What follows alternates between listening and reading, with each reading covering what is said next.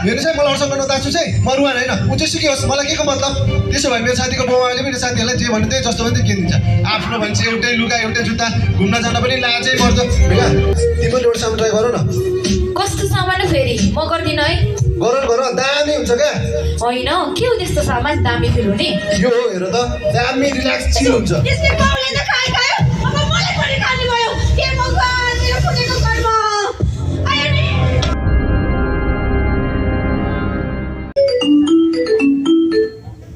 Hello विद्यार्थीले देखाउनु hello तपाईँ कहाँ हुनुहुन्छ यहाँ छोरालाई सन्चो भएन जस्तो छ अस्पताल लानु पर्ने चाँडो आउनुहोस् त के हुन्छ ल मायाले ओहो रूपक भाइ म त अचानक हस्पिटल जानुपर्ने पनि बच्चा पो बिरामी भएछ हौ ओहो त्यस्तो के भएछ नि मौसम पनि बदलिँदो छ त्यसैको कारणले गर्दा हो कि नआतरी जानुहोस् है दाइ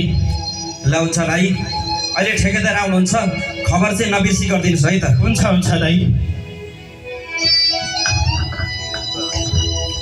नानी बिरामी भएको खबरपछि सिरा घरतिर जान्छ र केही बेरमा खाना खान भने रूपक पनि घर फर्कन्छ ओहो खाना खाने समय पनि भएछ खाना पकाउन जानु पर्यो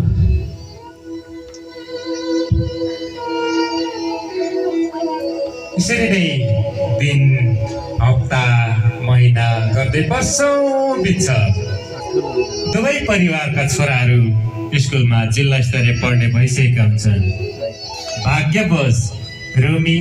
र रूपकका छोरा रुहान पढाइमा अब्बल हुन्छ तर बिराममा पनि कमजोर अनि लागु औषध सेवन गर्ने लागु औषध प्रयोगकर्ता हुन्छ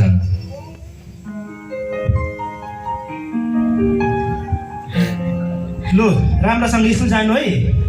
त्यही स्कुलमा नाना भातीको साथीहरू भेटिन्छन् कोसँग सङ्गत गर्ने नगर्ने त्यहाँ आफैले खेल गर्नु नि आमा र म पनि काममा जान्छौँ भरे स्कुल छुट्टी भएपछि फर्केर सरसरी गराउनु नि फेरि हुन्छ बाबा ल मम्मी म गएँ है ल राम्रोसँग पढ्नु बाबु हस् अभि आए ल नमस्ते ठुली आमा नमस्ते ठुलो बाबा ल नमस्ते बाबु ल दाजुभाइ राम्रोसँगै स्कुल जाने अनि फर्किँदा पनि सँगसँगै आउने रुहान हुन्छ नि ठुलो बाबा हस् ठुलो मम्मी हामी जान्छौँ ल ढिलो हुन्छ राम्रोसँग जानु बाई कसको छ ल रुवान आज मेरो साथीहरूसँग अर्को ठाउँ जाने प्लान छ कि तिमी चाहिँ स्कुल जाऊ होइन भरे स्कुल छुट्टी भएपछि सँगै जानुपर्छ न त छुट्टीले मार्छ यार अभि तिमी नरिसाउ कि तर त्यो केटाहरूको सङ्गत नगर साथी आमा बाबाले हाम्रो लागि कति दुःख गरेर अरूको घरमा मजदुरी गरेर गिटी कुटेर हामीलाई पढाउनु भएको छ अनि हामी चाहिँ झन् आमा बाबालाई रुवाउने काम गर्नु त्यस्तो होइन क्या कहिले काहीँ यसो रमाइलो गर्दा के हुन्छ र पोर्ति पनि हिँड्यो न हाम्रो केटाहरूले जिलेर गला एक दुई कोट तान न दामी हुन्छ क्या टेन्सन साफ स्वर्ग पुगिन्छ हौ मलाई अर्को कुनै स्वर्ग जानु छैन अभि म स्वर्गमै छु मेरो स्वर्ग भन्नु नै मेरो परिवार हो मेरो परिवारको खुसी भन्दा ठुलो अरू केही छैन म मेरो परिवारलाई बिगारेर रुगाएर म अरूसँग हाँस्नु तिमी त फेरि लेक्चर पो दिन थाल्यो यार ल ठिक छ तिमी चाहिँ स्कुल जाऊ होइन म चाहिँ केटाहरूसँग जान्छु फेरि घर मान्छे नभन नि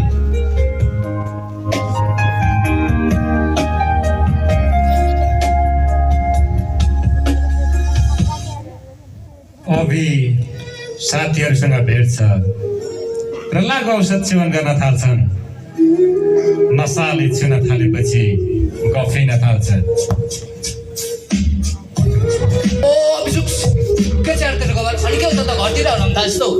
अहिले घरमा लास्ट दिदी भएर चाहिँ क्या के भयो त्यस्तो बसेर सुन न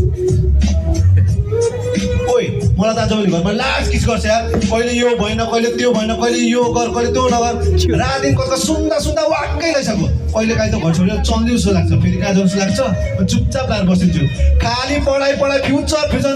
पर्खिँदै लागिसक्यो यार म त घरमा भन्दा पनि जेलमा पो छु कि जस्तो लाग्छ घरिघरि त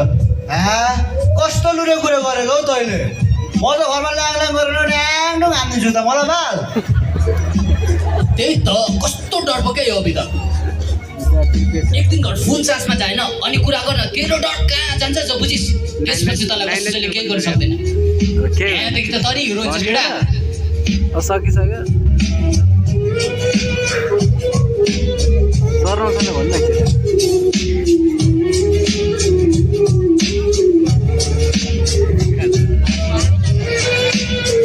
ओइ अझ घर जानुपर्छ होला स्कुल पनि छुट्टी हुने बेला छ फेरि म त रुवानसँग घर घर गयो भने मलाई त मार्छ आज जाउँ भोलि फेरि बस्नुपर्छ नि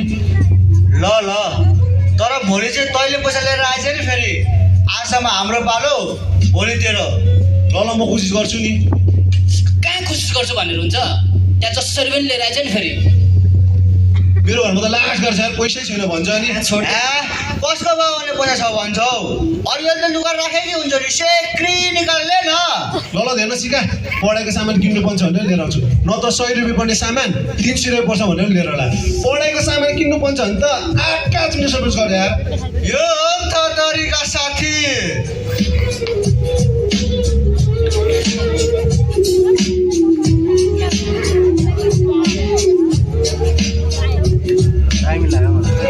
अभिले बाबाबाट पैसा झार्न अनेकौँ बहानाबाजी रच्छ बाबा बाबा अब भन्न स्कुलमा सरले भन्नुभएको हाम्रो स्कुलको प्रोजेक्टको सामान किन्नुपर्ने अरे त्यसको लागि पैसा चाहिएको छ कस्तो सामान हो हाम्रो स्कुलको प्रोजेक्ट सामान हो तपाईँ बुझ्नुहुन्न कस्तो भन्नु त अनि कति चाहिँ पर्छ त 1000 रुपियाँ मात्र ल 1000 रुपियाँ पर्ने चाहिँ के किन्नु लाग्छ फेरि तपाईँले लाग्नु भएको जब त्यति कुरामा पनि दिनु भए दिनु नदिनु भए नदिनु जहिले स्कुलको प्रोजेक्टको सामान किन्नु पर्ने भन्छ के सोध्छ अनि कस्तो कुरा गरेको के मैले दिन्न भनेको छु र तर 1000 रुपियाँ पर्ने सामान पो के रहेछ भनेर आजकल तेरो बोलीचाली बानी बेर त्यति ठिक लागेको छैन है म विचार मात्र गर्दैछु मैले के भनेर जाब स्कुल लागि 1000 रुपियाँको कति न लाखौँ मागे जस्तो ओहो हो जाब 1000 रुपियाँ रे 1000 रुपियाँ त के 100 रुपियाँ मात्र कमाएर देखा त खाली उल्टो उल्टो कुरा गर्छ अनि कहाँबाट सिकेछ सो मुखमुखे लाग्न कि कसले उल्काउँदैछ तँलाई भन्छ अरू कुरा जान्दिनँ पैसा दिनु भयो स्कुल जान्छु न त जान्दै अनि के भन्छ यो अबि कस्तो कुरा गरेको तैँले तेरो मनमा अलिकति पनि दया माया छैन हाम्रो लागि तैँले देखिरहेको छस् त तेरो बुवा घाम पानी भोक तिर्खा नभनी सुगर प्रेसर रोगी बिरामी मान्छे तेरै लागि भनेर हटी गोटायो तँ भने यस्तो कुरा गर्छस् अनि के भन्दा म जाब स्कुलको लागि 1000 रुपियाँ मागेको के किन कस्तो कति साह्रो सोध्नु भएको त नि अनि तँलाई सोध्दै नहुने के भएको छ आजकल यो केटालाई यस्तो त थिएन कि कसको सङ्गत गर्दैछस् एकचोटि स्कुलमा नसोधी भएन रुहान भने कति ज्ञानी छ यो चिज जसले ठाटाडै मुख लाग्छ त मेरो चाहिँ मलाई अरूसँग नदाछु चाहिँ म रुवान होइन ऊ चाहिँ सिकियोस् मलाई के को मतलब त्यसो भए मेरो साथीको बाउआले मेरो साथीहरूलाई जे भन्नु त्यही जस्तो पनि त्यही किनिदिन्छ आफ्नो भन्छ एउटै लुगा एउटै जुत्ता घुम्न जान पनि लाजै मर्दो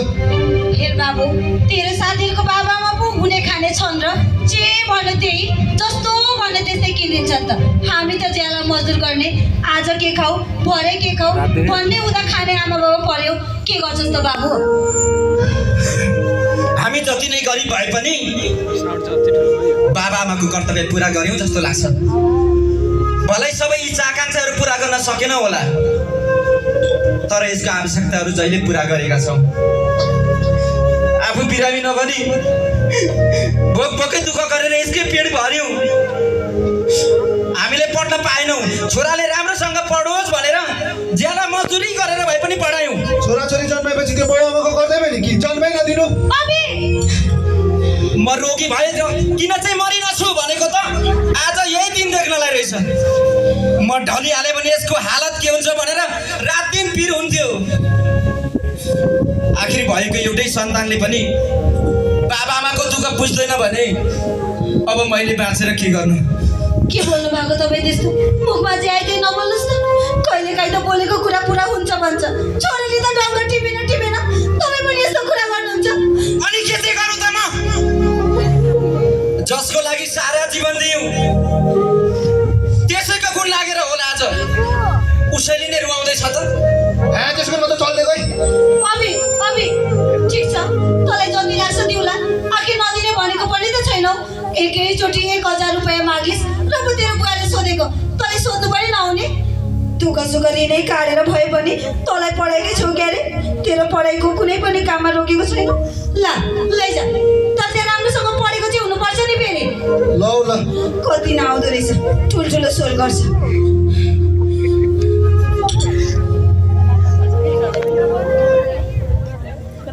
अभि साथीहरूसँग गएर फेरि नसामा रम्न थाल्छ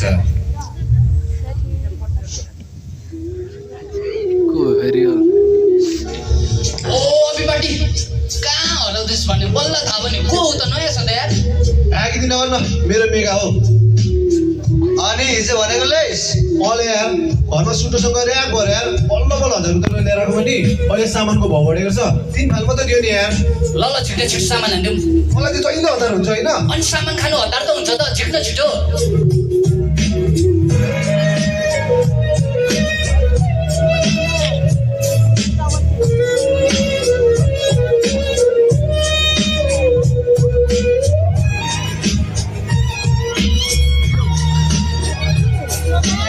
ल 5 वटा पुग्छ होइन कहाँ 5 वटा मात्रै दिएको मेरो डोज 10 वटा होइन लिन चाहिँ त किदिन गरे त त्यतिमै चित्त पुग्छ छोड्दै अन्त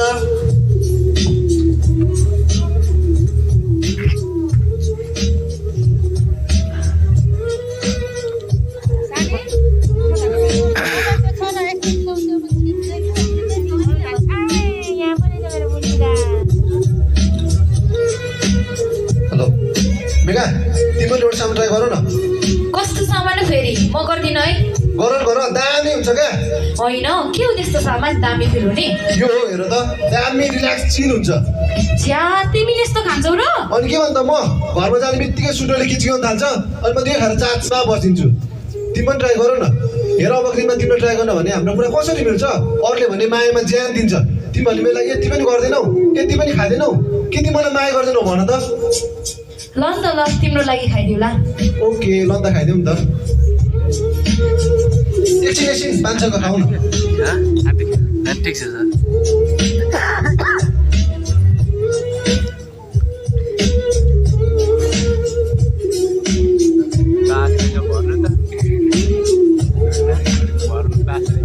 कहिले एउटा स्टार्ट थियो कति बेला एउटा सुरु गर्नु 12 मिनट पछि होइन सुरुबाटै गर्नु ड्रामाबाट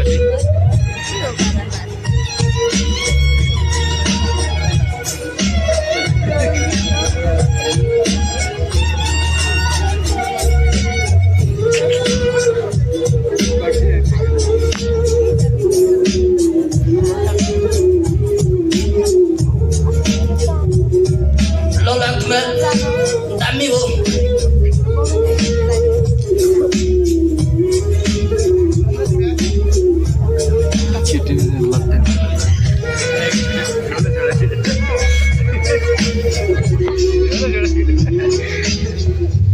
छोराको त त्यति राम्रो लागेको छैन आज चाहिँ यसको झोला चेक नगरी भएन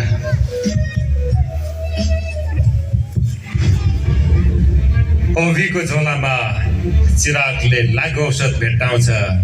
राति नै बोलाउँछ अभिलाई अभि या अभि किन बोलाउनु भएको यो के हो भन्छ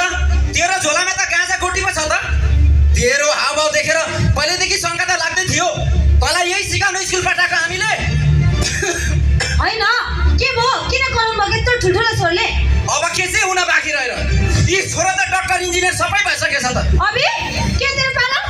मेरो होइन हौ साथीहरूको तेरै झोलामा चाहिँ कसरी आयो त तँ त मलाई ढाँट्छस् तेरोसँग त गजडिया ट्यापियरसँग पो रहेछ त म त सोच्थेँ छोरा राम्रोसँग पढ्दैछ पछि राम्रो काम गरेर बाबाआमाको नाम राख्छ तर त नालायक सबै इज्जत माटोमा मिलाइस् होइन तँलाई बाबाआमा भन्दा तेरै साथीहरू प्यारो भयो होइन स्कुलको मास्टर भन्दा तेरै साथीहरू जान्ने बाबु छोरा तैँले यो के गरेको भन् त तँलाई रुहान सँगै जन्मेको सँगै हुर्केको एउटै परिवारको दाजुभाइ भएर बसेको ऊ कति ज्ञानी छ स्कुलबाट घर आएर पनि सबै काम सघाउँछ फेरि पढाइ पनि राम्रो छ अनि त न हामीलाई सघाउँछस् न पढाइ राम्रो गर्छस् संसारमा सबैलाई जित्न सकिन्छ तर आफ्नै सन्तानबाट हार्नुपर्छ भन्थे हो रहेछ छोरा तैँले जसरी आज हामीलाई रुवाइस् नि तँलाई रुवाउने पनि जन्मिन्छ तैँले जसरी आज हामीलाई चेताइस् नि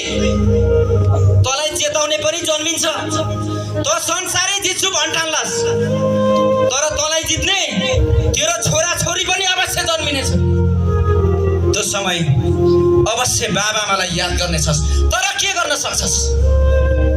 ढिलो भइसकेको हुनेछ सायद त्यो समय हामी आमा बाबा नहुँला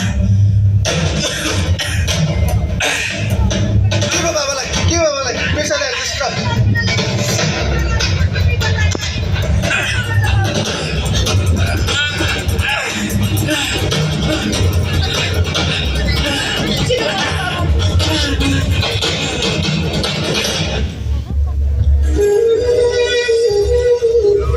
अस्पताल लैजाँदै चिरागको बाटोमै देहान्त हुन्छ। केही दिन बाद अभि साथीहरूसँग भेट्छ र कुरा गर्छ।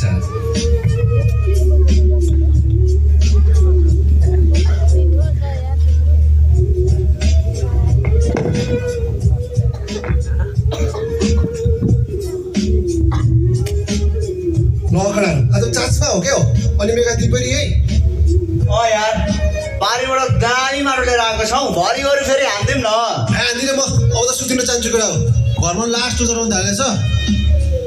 बरुभन्दा तिमीहरू पनि सुतिनै कोसिस गर। ब्रो यसको कुरा सुन न सुध्रिने रे यसको कोचीमा सामान्य डोर नबैजेल मात्र हो क्या यसको नौटकी हामीलाई थाहा छैन। ल अभि यो कुरा छोड्दैन धनकुटाबाट सोल्टाले चाप्पड चाहिँ झार्देको छ 3-4 कन चाहिँ उठ हानेर चल्दैन। ल के भन्छौ बुझ न केटा हो र हान्दिनँ भनेको हिजोसम्म पो खाइ नखाइ कमरा लिदिने बाउ आमा हुन्थ्यो अहिले बाउ खसेदेखि आमा पनि लास्ट कमजोर भइसक्नु अब केटा हो मलाई कलचर गर्न पनि छाड्दे समय भने भेट्नुपर्छ। ल नखाइसकेको छोड्दे जहिले यसको यस्तै हो कहिले के सुनाउँछ कहिले के सुनाउँछ। यसको बाउ मरेदेखि यो सेक्कै भइसक्यो ल नि त ल आज अन्तिम हान्दैन त हान्दिनँ म ल त के भएको है तैँले न हामीलाई खान सिकाएको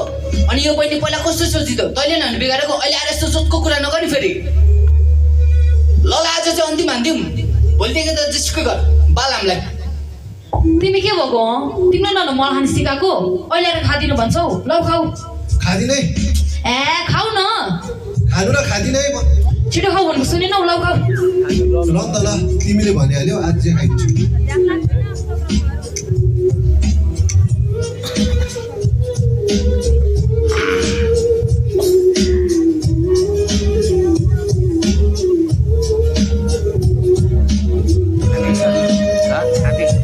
पानी परेछ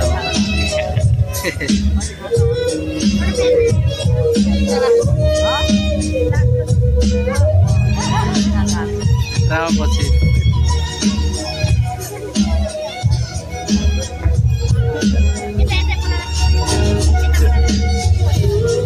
ल लाग्दैन यार कप्सा हेर्ने किति हुन्छ चल्दिउँ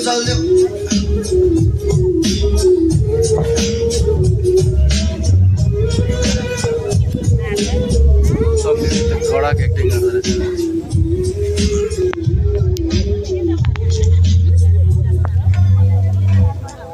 चिरागको देहान्तपछि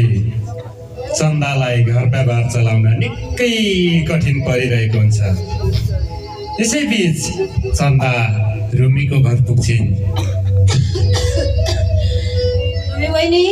ए रुमी बहिनी हजुर ए दिदी पो आउनु भएछ म त को पो भनेको बस। होइन रुमी बहिनी अलि हतारमा छु बरु यसो एउटा सहयोगको मागौ कि भनेर आएको। भन्नुहोस् न दिदी के सहयोग गर्नु पर्यो। खै भनौँ कि नभनौँ तर आपत्ति आइलागेपछि त लाजै पचाएर भए पनि भन्नै पर्यो। यसो 1000 जति सापटी मागौ कि भनेर आएको। तपाईँहरूको दाइ बितेर गएदेखि घर व्यवहार चलाउन निकै गाह्रो भइरहेको छ। एक्लो हुँदा त कता भ्याउनु नभ्याउनु तपाईँहरूलाई थाहा छँदैछ मेरो छोराको हालत त्यो बच्चा हुनु र नहुनु एउटै छ। दिदी एकछिन भाइसँग कुरा गर्दै गर्नु म भित्र जानु पर्यो। हुन्छ नि रुमी बहिनी। भाउजू तपाईँ जस्तो भाउजू पाउनु त हाम्रो लागि त सौभाग्यको कुरा हो नि। तपाईँ जस्तो आमा पाउनु पनि सन्तानले त संयोग जुनी गर्नुपर्छ होला हौ तर के गर्नु आफ्नै सन्तानले बुझ्दै के गर्नु रूपक भाइ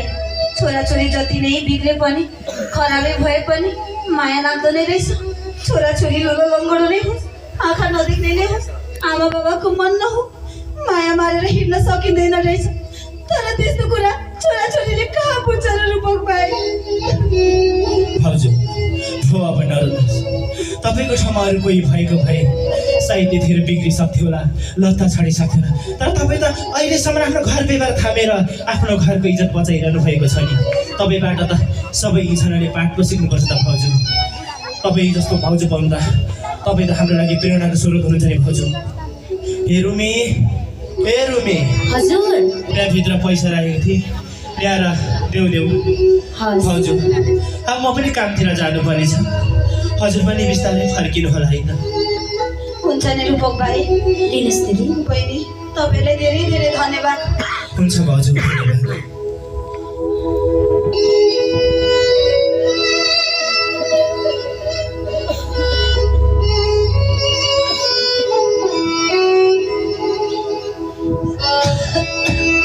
अभि घरमा आउँछ र आमालाई पैसा माग्छ।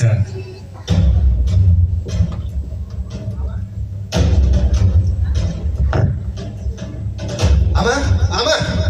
अनि के भयो बाबु, किन कराउँदैछस्? खोइ मलाई पैसा चाहिएको, पैसा दिन त। अनि खाली यो केटा पैसा पैसा भन्छ, के पैसा पर्नु पर्छ र तँलाई दिउ? काम चाहिँ कहाँ छुट्टिनु न। ओह कति सजिलै काम छ नि। तेरो बुवा हुँदाखेरि पो तेरो बुवाले काम गर्थ्यो, दुःख सुख गर्दा टाढेको थिए। यो बुढी भएको आमालाई तैँले दिनु पर्ने बेलामा छैन बाबु, म दिन्न। काम चाहिँ भनेको छुट्टिनु न। अनि छैन भनेको सुन्दैनस्? अघि भर्खर रुवानको बाबा आमासँग 1000 सापटी मागेर दालचामल किने। अब यो 500 रुपियाँ बचेको छ, त्यो पनि के गर्न सकिन्छ? छैन बाबु, म दिन्न। खोइ त 500 रहेछ, त्यो 500 दिन त। अनि छैन भनेको किन दिनु? अनि यो अनि भन्दैछ आमा, अहिले आमासँग हालिदिन्छु नि आमा।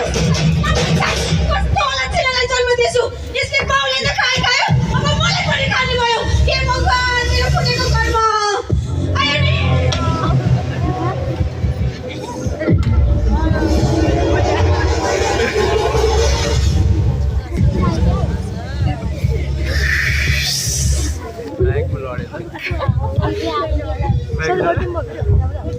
बाबा टेक छ।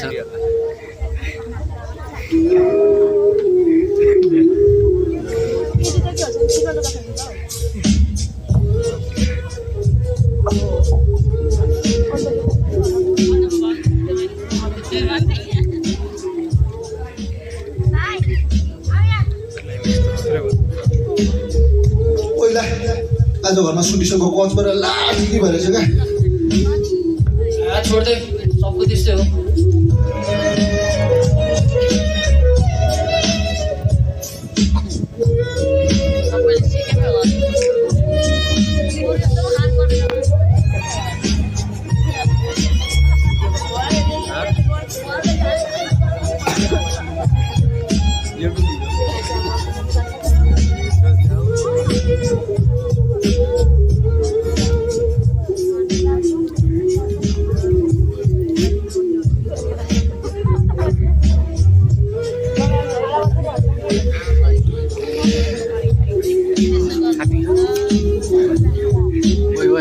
अभि साथी अभि के हो तपाईहरु? प्लिज साथी उठ्नु।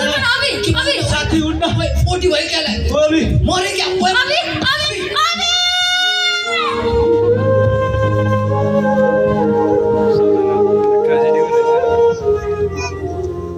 साथीहरू, मेरो प्रिय मित्र अभिलाई मैले सुधार्ने प्रयास नगरेको होइन, उसलाई कुसङ्गतको छायाबाट टाढा राख्ने कोसिस नगरेको होइन, तर मैले बचाउन सकिनँ। विडम्बना अभिले परिवार भन्दा नसाला रोज्न पुग्यो, बा आमा भन्दा साथीहरू नै उसलाई आफ्नो लाग्यो। समयले उसलाई एकपटक सुध्रिने मौका दिएकै थियो, भलै बाबाको वियोग दुखान्त थियो, तर नयाँ जीवनको ढोका उघाडिएको थियो। उसलाई अन्तरात्माको आवाज भन्दा साथीहरूको लडाई फकाइ नै मिठो लाग्यो, अतः नयाँ जीवनको ढोका कहिल्यै नउघ्रिने गरी पुनः बन्द भयो। साथीहरू, कतै हामी नै पो अभि हौँ कि? यो नाटकको प्रस्तुति त सकिएको छ, तर तपाईँ हाम्रो जीवनको नाटक अझै बाँकी छ। चिरागको वियोगान्त अभिको निम्ति नयाँ जीवनको ढोका थियो, जसलाई उसले चिन्न सकेन। काश चिनेको भए, तर तपाईँ र हाम्रो नयाँ जीवनको ढोका आजकै यो कार्यक्रम हो कि